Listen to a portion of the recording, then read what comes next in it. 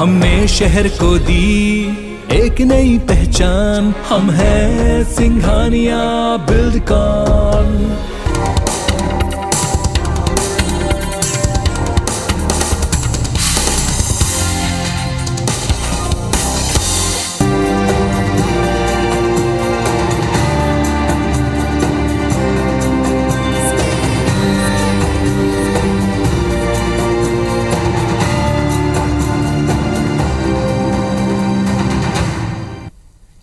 नमस्कार, स्वागत है आप सभी का हमारे खास कार्यक्रम मुमकिन है नशे से मुक्ति में। मैं हूं आपके साथ ज्योति सिंह। हमारे इस प्रोग्राम का मकसद है कि नशे की दलदल में फंसे हुए युवाओं को किस तरीके से बाहर निकाला जा सके, उन्हें जीने के लिए सही राह दिखाई जा सके। नशा कोई भी हो, वो शारीरिक और मानसिक तौर पर बेहद खतरनाक ही होता है। न सिर्फ नशा लेने वाला बल्कि परिवार, समाज भी इससे प्रभावित होता है। आज हम बात करेंगे ब्राउन शुगर के नशे के बारे में और युवा कैसे इस दलदल में फंसता चला जाता है, उसका जीवन और उसका भविष्य पूरी तरीके से बर्बाद हो जाता है। कितना घातक होता है ब्राउन शुगर और कैसे इस नशे से छुटकारा पाया जा सकता है, इस पर हम चर्चा करेंगे। लेकिन उसके पहले देखिए ये रिपोर्ट।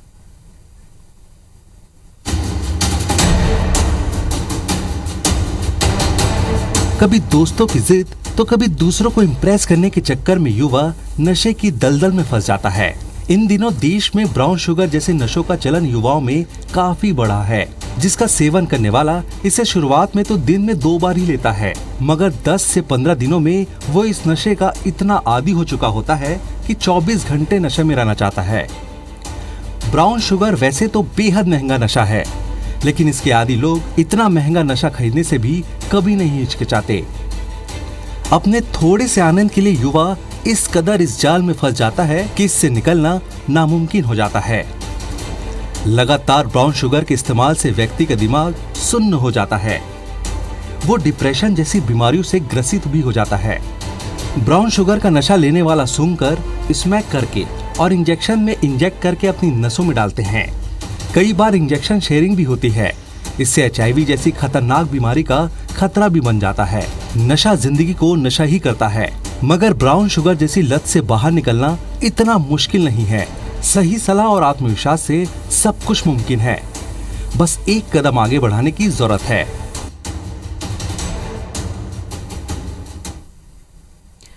नशे के इतने प्रकार समाज में उपलब्ध हैं, जिसके चलते हमारा जो युवा है या जो किशोर वर्ग है वो इसके दलदल में फंस जाता है और उसका पूरा भविष्य चौपट हो जाता है। कोशिश हमारी यही होनी चाहिए कि उन्हें हम जागरूक कर सकें, उनकी इच्छा शक्ति मजबूत कर सकें। उसके बाद नशे से मुक्ति जो है वो मुमकिन है और यही हमारी कोशिश है। इस पर हम चर्चा करने के लिए आज हमारे साथ मौजूद हैं मनोरोग विशेषज्ञ डॉक्टर शशिकांत सिंह राजपूत। डॉक्टर शशिकांत, बहुत बहुत स्वागत है आपका। डॉक्टर साहब, अभी तक हमने इस मुहिम में बहुत सारे नशों के बारे में चर्चा की, कैसे इससे बचें, क्या लक्षण होता है और क्या इसका दुष्प्रभाव हमारे शरीर पर होता है, इस पर हम लगातार चर्चा कर रहे हैं। आज हम चर्चा करेंगे, फोकस करेंगे कि ब्राउन शुगर यानी कि ये जो नशा है ये किस तरीके का नशा होता है और इस नशे को लेने के बाद में व्यक्ति को ऐसा क्या शरीर में परिवर्तन होता है कि जो इसके लत से बाहर निकलना उसके लिए मुश्किल हो जाता है। Brown sugar ma'am generally mu receptor पे काम करता है। तो नेचुरली हमारे बॉडी में ओपियाइड के रिसेप्टर्स रहते हैं, तो ब्राउन शुगर उसी कैटेगरी में आता है। तो जब वो ब्राउन शुगर लेता है, जैसे ही इंजेक्ट करता है या इनहेल करता है, सूंघता है या टैबलेट या सिरप के फॉर्म में लेता है, तो तुरंत वो चूँकि लिपिड सॉल्युबल होता है, इसलिए वो ब्लड ब्रेन बैरियर को बहुत जल्दी क्रॉस कर लेता है। तो ब्लड ब्रेन बैरियर को क्रॉस करने के कारण वो तुरंत यूफोरिक इफेक्ट देता है, जो बहुत ज़्यादा खुशी या बहुत ज़्यादा उत्साह उसके अंदर भर देता है और थोड़ी देर के लिए वो दुनिया से थोड़ा सा डिटैच हो जाता है। और ये दुनिया से डिटैच और ये एक आनंद जो है एक लंबे तकलीफ की तरफ उसको ढकेल देता है। डॉक्टर साहब, संदीप हमारे साथ में जुड़ चुके हैं। संदीप, स्वागत है, पूछिए सवाल। मैम, मेरा सवाल था, मेरे एक फ्रेंड हैं जो ब्राउन शुगर से अभी चपेट में आ गए हैं, तो वो इनिशियल स्टेज पर हैं, 1-2 महीने पहले ही वो इससे जुड़े हैं, तो क्या उससे उस ट्रैप से बाहर आ सकते हैं वो? डॉक्टर साहब, बिल्कुल आ सकते हैं, लेकिन उसके लिए आपको नज़दीकी जो भी साइकेट्रिस्ट हैं उनके पास आपको चेकअप के लिए लेके जाना होगा। और हम लोग देखते हैं कि कितना नशा कर रहे हैं, कितना दिन में कितने बार ले रहे हैं, उसके अकॉर्डिंगली मेडिसिन डिसाइड होता है। ब्राउन शुगर में क्या है कि विड्रॉल सिम्टम्स बहुत ज़्यादा रहता है, तो वो विड्रॉल सिम्टम्स के डर के कारण ही लोग उसको छोड़ने के लिए मना करते हैं कि हम नहीं छोड़ पाएंगे या हमसे नहीं छूटेगा करके। लेकिन उसी भय को अपने दोस्त के मन से आप हटाइए कि इसको जब डॉक्टर साहब के पास जाएंगे तो वो सभी चीज़ों के लिए दवाई देंगे। जैसे अधिकांश तरह में हम देखते हैं कि जैसे ही हम ब्राउन शुगर लेना बंद करते हैं तो मांसपेशियों में बहुत ज़्यादा तेज़ दर्द होना, लूज़ मोशन होना या रेस्टलेस नहीं रहना या नींद ना आना, तो ये सभी तरह के लिए हम दवाई देते हैं उसमें। कोशिश तो करनी होगी और ऐसे में दोस्त और परिवार की बहुत बड़ी जिम्मेदारी होती है। डॉक्टर शशिकांत, यहाँ पर जो हम चर्चा कर रहे हैं कि जिस तरीके से ब्राउन शुगर अगर हम अपने भारत में देखें, इतना महंगा होने के बाद इतनी आसानी से ये लोगों के पहुंच में आ जाता है, क्या इसके पीछे बहुत कारण आप देखते हैं? और यहाँ जो भारत में जो लोग इसका नशा कर रहे हैं वो कैसे इतना अफोर्ड कर पाते हैं? क्योंकि हमने देखा है कि बहुत जो स्लम एरिया में है या बहुत ऐसे जो लोग हैं वहाँ के भी युवा इसकी गिरफ्त में देखे गए हैं। मैम, मैं इसमें थोड़ा सा चीज़ों को क्लैरिफाई करूँगा कि ब्राउन शुगर तो मान के चलिए कि जो ओपियाइड ग्रुप बोल रहे हैं जो प्लांट से निकल रहा है, और एक होती है सेमी सिंथेटिक ओपियाइड जिसको हम दवाई के रूप में बनाते हैं, चाहे वो खांसी के लिए उपयोग करते हैं या तेज़ दर्द के लिए हम यूज़ करते हैं। तो लोग दोनों तरह का नशा यूज़ करते हैं। तो जो स्लम्स वाले रहते हैं वो ज़्यादातर वो प्रॉक्सीवोन करके एक कैप्सूल आती है पेट दर्द के लिए हम यूज़ करते हैं, उसको ज़्यादा वो सस्ती पड़ती है उनको, और जो सिरप है वो उनको महंगी नहीं पड़ती। दूसरा है कि जो हायर सोसाइटी है जो अफोर्ड कर सकते हैं वो प्योर फॉर्म ऑफ हीरोइन की ओर ज़्यादा जाते हैं। और कुछ जो अगर मैं मिडिल क्लास की बात करूं तो चूँकि ये ड्रग्स जो है वो इलिसिट ड्रग है, इलीगल ड्रग है, तो ये बहुत सारे मार्केट के थ्रू होते हुए आती है और ये अडल्ट्रेटेड हो जाती है, कहीं ना कहीं इसमें मिक्सिंग हो जाती है। मिक्सिंग ऐसा हो जाता है कि उसमें प्योर क्वालिटी बहुत कम रहता है, इम्प्योरिटी ज़्यादा रहती है, ये भी बहुत नुकसानदायक होता है। दोनों ही क्वालिटी से अगर हम बात करते हैं, इसका जो लत है, जैसा कि आपने बताया कि इसमें विड्रॉल सिम्टम्स बहुत ज़्यादा होते हैं और यही एक बहुत बड़ा डर का कारण है। तो क्या ऐसा कारण है कि जो इसके आदी होते हैं, जिनको इसकी लत होती है और जब वो छोड़ने की तरफ बढ़ते हैं तो इस तरीके के शरीर में तकलीफें के पीछे जो कारण है वो क्या कारण होते हैं? मैम, जैसे मैंने कहा कि ओपियाइड जो के रिसेप्टर्स नेचुरली हमारे बॉडी में रहते हैं, ब्रेन में है, हमारे हार्ट में है और हमारे इंटेस्टाइन में है और मसल्स में। तो ब्रेन के कारण हमारा रेस्टलेसनेस है, नींद ना आना है, बेचैनी लगना है और चिड़चिड़ापन है या गुस्सा करना है, ये ब्रेन में रिसेप्टर है उसके कारण है। पेट में रिसेप्टर होने की वजह से लूज़ मोशन होना, और हार्ट के कारण है आपका धड़कन वगैरह तेज़ हो जाना, आँखें फैल जाना और उल्टियाँ लगनी, और मांसपेशियों में और ख़ासकर जोड़ों में बहुत तेज़ दर्द होना। ये एक वजह है जिसकी वजह से ये छोड़ नहीं पाते हैं। जैसे ही कुछ देर के लिए नशा बंद भी करना चाहेंगे, नहीं मिलेंगे तो ये तड़प उठते हैं। तो अधिकांश का या कई बार हमें इनको एडमिट भी करना पड़ता है, भर्ती करके इलाज करनी पड़ती है। मतलब इस पेशेंट की लत छुड़ाने के लिए डॉक्टर के भर्ती होने के बाद ही कुछ रास्ता निकलता है। राम कुमार जुड़ चुके हैं पन्ना से। राम कुमार, स्वागत है, पूछिए सवाल। मैम नमस्कार। मैम मैं ये जानना चाहता हूँ कि मेरे चाचा जी के बेटे हैं, वो नशे की गिरफ्त में हैं और ब्राउन शुगर और जो भी नशे के वो रहते हैं वो आदी हैं, तो कैसे उनको कैसे मोटिवेट किया जाए कि वो इस रास्ते को छोड़ दें? बताइए। हाँ, मोटिवेशन के लिए तो यही है सर कि सबसे पहले तो आपको जनरली हम जैसे कोई भी ड्रग्स लेता है तो हम उनको क्रिमिनलाइज करने लग जाते हैं या उनको हम ऐसा बहुत ज़्यादा गंदे तरीके से बिहेव करते हैं, पता नहीं जैसे उन्होंने कुछ अपराध कर दिया हो या अपराधी घोषित कर देते हैं। जबकि ऐसे लोग जो हैं जो इमोशनली अनस्टेबल होते हैं वही ज़्यादा इस नशे में घुसते हैं। तो मेरे ख्याल से सबसे पहले उनके साथ बैठ के आराम से अच्छे से बातचीत करके उनको प्रोसीजर समझाना होगा कि अगर हम ट्रीटमेंट कर रहे हैं तो किस तरह का ट्रीटमेंट कर रहे हैं, किस फॉर्म का ट्रीटमेंट कर रहे हैं। एडमिशन जो अगर कर रहे हैं तो एडमिशन आपको सज़ा देने के लिए नहीं है, वो पनिशमेंट का फॉर्म नहीं है, वो ट्रीटमेंट का फॉर्म है। और चूँकि नशा जो है वो एक्यूट होता है, मतलब तुरंत का, और क्रॉनिक भी होता है, तो दोनों के हिसाब से ट्रीटमेंट का लाइन अलग अलग होता है। तो शुरुआत के जो 10 दिन हम सिर्फ नशा को बॉडी से बाहर निकालते हैं जिसको हम डिटॉक्सिफिकेशन कहते हैं, और वो 10 दिन के बाद अगला 6 महीना साल भर जो है वो डी एडिक्शन फेज़ चलता है। तो इस डी एडिक्शन फेज़ में भी पेशेंट को कई बार वो रेस्टलेसनेस, बेचैनी रहती है, और जैसे ही इस बीच में अगर उसको नशा मिल गया तो तुरंत उसके सारे सिम्टम्स दूर हो जाते हैं। यही एक कारण रहता है कि वो दोबारा इसमें फिर से घुसते हैं। धमतरी से अनमोल जुड़ चुके हैं हमारे साथ में। अनमोल, स्वागत है, पूछिए सवाल। जी मैडम, मैं अनमोल दीक्षित धमतरी से। मेरा एक फ्रेंड है, वो काफ़ी लंबे समय से ब्राउन शुगर का सेवन कर रहे हैं, तो हम ये कैसे जाने मैडम कि वो लगातार जिस ब्राउन शुगर का सेवन कर रहे हैं उनके व्यवहार में भी परिवर्तन आ रहे हैं, तो कैसे उनको ठीक किया जा सकता है, क्योंकि उनकी लगातार दिनों दिन की शारीरिक जो क्षमता है वो कम होती जा रही है। हाँ, तो अगर लंबे समय तक अगर ब्राउन शुगर ले रहे हैं और क्वांटिटी उनकी ज़्यादा है तो ओपीडी लेवल पे ट्रीटमेंट करना मुश्किल हो जाएगा। तो उनको जो भी डी एडिक्शन सेंटर है या रिहैब सेंटर है वहाँ पर एडमिशन करना पड़ेगा, और ऐसे रिहैब सेंटर जहाँ पर साइकेट्रिस्ट हो या मनोरोग चिकित्सक हो वहाँ एडमिशन करना ठीक रहेगा।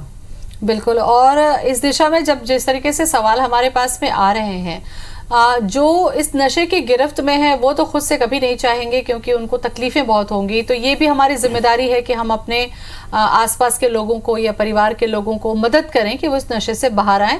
इस दिशा में हमें ही कुछ कदम उठाना पड़ेगा। डॉक्टर साहब, यहाँ पर सबसे बड़ा सवाल यही है कि कई राज्यों में हमने देखा, अलग अलग राज्यों में जहाँ पर अलग अलग तरीके से इसके आंकड़े आते हैं, सबसे ज़्यादा जो किशोर है, वो युवा है, वो इसकी गिरफ्त में आ जाता है और घर के लोगों को पता ही नहीं चलता, क्योंकि इसमें जैसे शराब की हम बात करें तो स्मेल हो रही है, सिगरेट में स्मेल हो रही है, लेकिन इसमें किसी भी तरीके की स्मेल नहीं है, तो फिर घर के लिए बड़ी चुनौती है। तब तक वो लत का शिकार हो चुका होता है, कैसे पहचाने हम?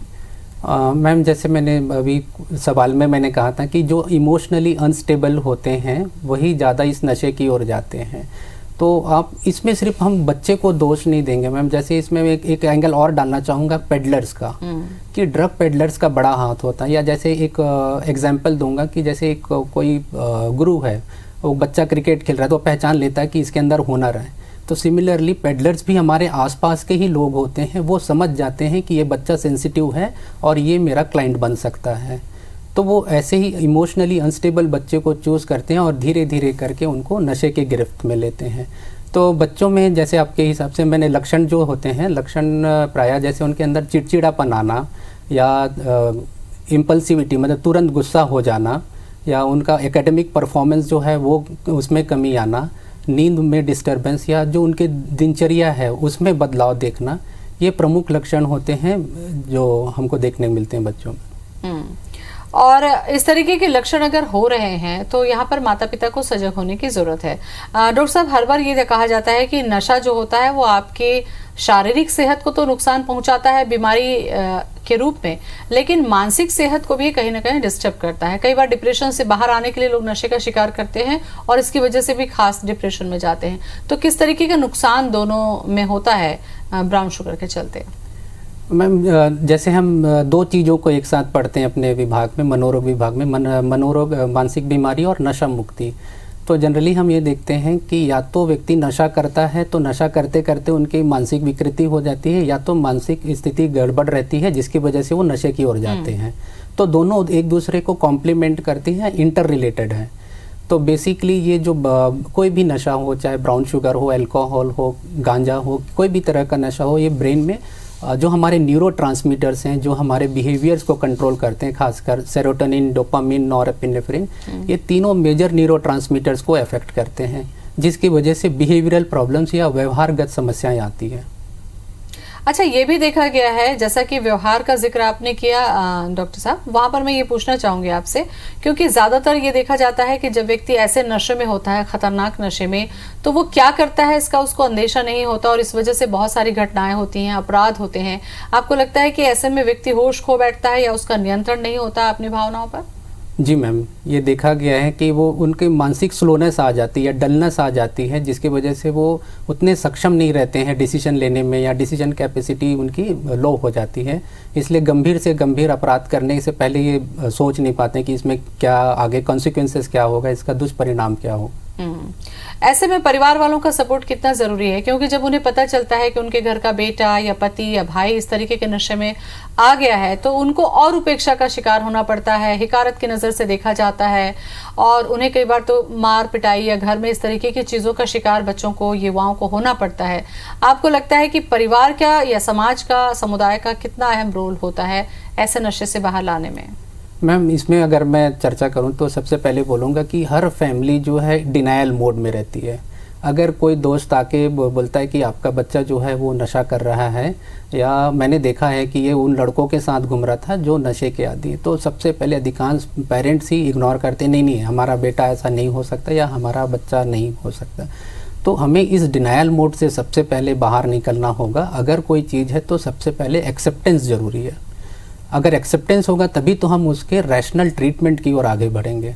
तो जो भी है तो उस बच्चे के साथ तुरंत मतलब बैठ के बातचीत करना, उनको कॉन्फिडेंस में लेना कि नहीं ठीक है, आप अगर एक गलत दिशा में जा रहे हो तो कोई बात नहीं, चले गए तो कोई बात नहीं, लेकिन हम उसके लिए सही रास्ता ढूंढ सकते हैं। अगर पेरेंट्स ही एंग्शियस हो जाएंगे या पेरेंट्स ही डिप्रेस होने लग जाएंगे तो वो सॉल्यूशन कैसे निकालेंगे? क्योंकि सॉल्यूशन तो आपका क्लियर माइंड से आएगा, एंग्शियस माइंड आपको कभी क्लियर सॉल्यूशन नहीं देगा। तो इस समय जो ज़रूरी रहता है कि आप अपना मानसिक संतुलन ना खोए। अगर लग रहा है कि नशा करना शुरू कर दिया, तो मैं पहले ही कहा कि कोई अपराधी नहीं है, नशा करने चला गया, लेकिन अब हम उसको वापस पटरी पे या लाइन पे तो ला ही सकते हैं। बिल्कुल। तो काफ़ी अहम ये चर्चा है और हम इस पर भी चर्चा करेंगे डॉक्टर साहब कि कौन कौन से ऐसे टिप्स हैं, कौन कौन से ऐसे ट्रीटमेंट्स हैं जिसकी वजह से ये लत छूट भी सकती है। कोई भी ऐसी लत नहीं है जिससे व्यक्ति चाहे तो बाहर नहीं आ सकता, और वो भी तब जब उसकी वजह से आपका जीवन, आपके परिवार, आपके अपनों का भी जीवन प्रभावित हो रहा है। ये मोटिवेशन बेहद ज़रूरी है। डॉक्टर शशिकांत सिंह हमारे साथ में बने हुए हैं। डॉक्टर साहब, ये जो नशा है ब्राउन शुगर जिसको हम देख रहे हैं, जैसे आप कहते हैं कि इसको पाउडर फॉर्म में, लिक्विड फॉर्म में या इंजेक्शन के फॉर्म में लिया जा सकता है, तो क्या इसको लेने के तरीके की वजह से दूसरी बीमारियां भी होती हैं, जैसा कि HIV के बारे में भी आप जिक्र कर रहे थे, क्या ये ऐसा संभव होता है? हाँ, HIV सबसे कॉमन देखा गया है मैम इसमें, क्योंकि ये निडल शेयरिंग करते हैं और निडल शेयरिंग करने की वजह से HIV सबसे ज़्यादा कॉमन है। और साथ में एब्सेस बनने लग जाते हैं कि जब ये शुरू में तो इनको नसें मिल जाती हैं, लेकिन बाद में ढूंढने पर भी नसें नहीं मिलती क्योंकि वो ब्लॉक्ड हो जाती हैं बार बार इंजेक्शन लगाने की वजह से। तो ये फिर इंजेक्शन जो है नसों में ना लगा के मांसपेशियों में लगाने लग जाते हैं। तो वो जो इंजेक्शन साइट है वहाँ पर पस बनना, एब्सेस बनना बहुत कॉमन हो जाता है, जिसकी वजह से भी ये एडमिशन्स वगैरह होते हैं। क्या इन सब चीज़ों की वजह से उन्हें कोई गंभीर बीमारी ले सकती है, उनकी ज़िंदगी को खतरा हो सकता है? यस मैम, ये एब्सेस अगर बन रहा है तो वो जानलेवा भी हो सकता है, या एम्पुटेशन कई बार मतलब वो उस अंग को काटना भी पड़ जाता है अगर मवाद ज़्यादा हो गया या अंदर तक अगर सड़ गया है तो। और हार्ट के प्रॉब्लम्स ज़्यादा होते हैं ऐसे रोगियों में। डॉक्टर साहब, सबसे बड़ा चैलेंज हमारे पास में यही है कि ऐसे भी नशे करने वालों की संख्या कम नहीं है और इसको रोक पाना भी संभव नहीं हो पा रहा है। ऐसे में इनका जो सामाजिक जागरूकता है, पारिवारिक जागरूकता है, और खास करके ऐसे सेंटर्स, ऐसे डॉक्टर्स का होना कितना ज़रूरी है ताकि ज़्यादा से ज़्यादा लोगों को वहाँ तक पहुँचाया जा सकते। कितने चैलेंजेस हैं आप लोगों के पास? बहुत ज़्यादा चैलेंजेस में। फर्स्ट टाइम इंडिया में गवर्नमेंट ने 1989 में OS मतलब प्रोग्राम शुरू किया था ओपियाइड्स या ब्राउन शुगर से रिलेटेड प्रॉब्लम्स के लिए, लेकिन अभी हम 2022 में आ गए हैं, लेकिन अभी तक भी बहुत ज़्यादा एक्शन फेस में हम नहीं आए हैं। एक होती है ओपियाइड सब्स्टिट्यूशन थेरेपी, जिसको हम OST कहते हैं। तो छत्तीसगढ़ में देखें तो मेरे ख्याल से सिर्फ 2 या 3 NGO हैं जो चला रहे हैं इस थेरेपी को, सेंटर को। एक शायद एम्स रायपुर में है, बाकी बहुत कम जगह पर है। तो कहीं ना कहीं पॉलिसी मेकर्स को भी फॉरवर्ड आना पड़ेगा, आगे आना पड़ेगा, ताकि इसमें जो लॉ है, बहुत स्ट्रिक्ट लॉ है टैबलेट्स को रखने के लिए, उसमें थोड़ी फ्लेक्सिबिलिटी लाएं ताकि ट्रीटमेंट थोड़ा इजी हो जाए। अच्छा, ये जो ट्रीटमेंट होता है, जैसे हम चर्चा भी कर रहे थे प्रोग्राम से पहले कि ये जो ट्रीटमेंट होता है वो तरीका क्या होता है, किस तरीके से इनको इस नशे की लत से बाहर लाया जाता है, अगर प्रॉपर डॉक्टर के पास ट्रीटमेंट मिलता है तो इसमें मैम हम लो डोज में ओपियाइड्स ही देते हैं ताकि उनका विड्रॉल सिम्टम्स कम हो जाए। या जैसे अगर दस्त लग रहा है तो दस्त लगने के लिए टैबलेट देते हैं, उल्टी आ रही तो उल्टी ना हो उसके लिए टैबलेट देते हैं, दर्द ना हो उसके लिए इंजेक्शन या टैबलेट देते हैं। तो हम चाहते हैं कि उनका जो विड्रॉल है वो पेनलेस हो जाए, दर्द रहित हो जाए। तो जब पेनलेस विड्रॉल सिम्टम्स को हम जब मैनेज करते हैं तब उनका कॉन्फिडेंस बढ़ता है, मरीज का कॉन्फिडेंस बढ़ता है और वो फिर ट्रीटमेंट के लिए और ज़्यादा हेल्प लेता है। मतलब ऐसे सेंटर्स में जहाँ पर विड्रॉल सिंड्रोम के साथ साथ ये सिम्टम्स के साथ पहुँचते हैं और प्रॉपर ट्रीटमेंट होता है, कितना वक्त लग जाता है डॉक्टर शशिकांत एक व्यक्ति को इस ब्राउन शुगर के नशे से बाहर आने के लिए? मैम, नशे के लिए अगर मैं बोलूँ तो कोई भी नशा हो, चाहे बीड़ी सिगरेट का हो या अल्कोहल या ब्राउन शुगर का, तो हर नशे के लिए ब्रेन में एक सर्किट होता है हमारा।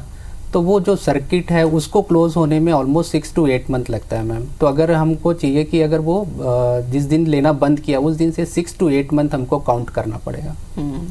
अच्छा, इस दौरान जैसे कि 6 से 8 महीने में मान लीजिए उसकी लत छूट जाती है, तो इसका असर उसके शरीर पर क्या पड़ता है? क्या उसको वापस कमजोरी आती है या उसको कोई दूसरी गंभीर बीमारी होने का खतरा रहता है? इस दौरान आप एज ए डॉक्टर कितना ध्यान रखने की जरूरत होती है? मैम जैसे मैंने कहा था कि नशा छोड़ने के बाद भी या डिस्पाइट मेडिसिन देने के बाद भी कुछ न कुछ एक रेस्टलेसनेस या बेचैनी जो है वो बनी रहती है, या थोड़ी सी अनिद्रा जो है, या लैक ऑफ फेलियर या फेलियर का जो साइन है कि मैं कुछ नहीं कर पाया या मैं इसमें चला गया, एक डिप्रेशन का जो भाव है वो काफ़ी दिनों तक रहता है। तो यही एक वजह रहती है कि ये वापस से नशे को ढूंढने लग जाते हैं।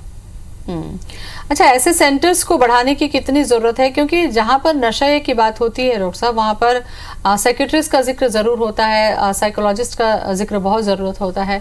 काउंसलिंग और ट्रीटमेंट का कितना बड़ा रोल है किसी भी नशे को, लत को छुड़वाने के लिए? मैम अभी देखा जाए तो इंडिया में जनरल पॉपुलेशन के 2.1% जो लोग हैं वो ओपियाइड यूज़ कर रहे हैं, जो काफ़ी ज़्यादा है। और उसके हिसाब से हमारे पास सेंटर्स जो हैं वो बहुत ही कम हैं, और कोई भी ट्रीटमेंट हो मैम वो कंबाइंड अप्रोच रहता है तो ज़्यादा अच्छा रिज़ल्ट आता है।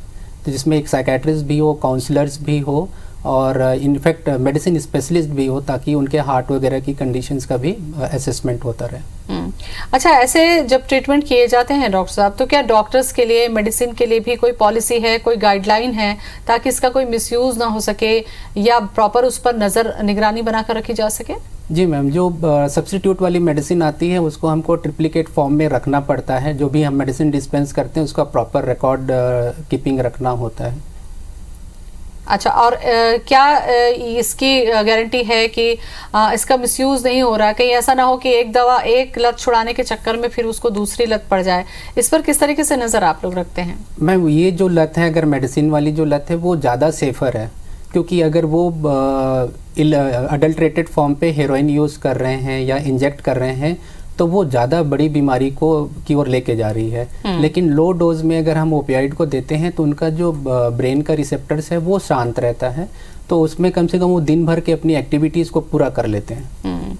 तो ऐसे में वो अपना दिनचर्या पूरा कर लेते हैं और वो घर के लिए और समाज के लिए बेनिफिशियल है कहीं ना कहीं। बिल्कुल, कहीं ना कहीं चर्चा और जागरूकता से ही इस लत से हम बाहर आएंगे डॉक्टर साहब। ऐसे युवा या ऐसा परिवार जहां पर इस तरीके का नशा हो रहा है, उनके लिए कोई टिप्स आप देना चाहें ताकि वो इस लत से बाहर आ सकें? मैम जनरली हम देखते हैं कि ये टीन्स में जो है ज़्यादा वहीं से स्टार्ट होते हैं, बच्चे वहीं से स्टार्ट करते हैं लेना। तो अगर ऐसे माता पिता जो अगर जॉब गोवर्स हैं या घर पे ध्यान नहीं दे रहे हैं, वो अपने बच्चों में अगर बिहेवियर में चेंजेस देख रहे हैं कि वो उनका दिनचर्या में बदलाव आ रहा है तो उसको नोटिस करें, और स्कूल के साथ भी फ्रिक्वेंटली अपना कांटेक्ट बना के रखें। उनके दोस्तों के बारे में जानकारी रखें कि अभी हाल फिलहाल में इन्हें दोस्त कहीं बदले तो नहीं हैं, कुछ चेंजेस तो नहीं हुआ है, और उनके पॉकेट्स वगैरह का रेगुलर चेकिंग करते रहें। बिल्कुल, तो ये कुछ जिम्मेदारी है माता पिता की भी, समाज की भी और दोस्तों की भी, अगर अपने दोस्तों को, अपने अपनों को इस लत से बाहर निकालना है। काफ़ी अहम जानकारी डॉक्टर साहब आपने दी, बहुत बहुत धन्यवाद आपका। Thank you. नमस्कार। नमस्ते।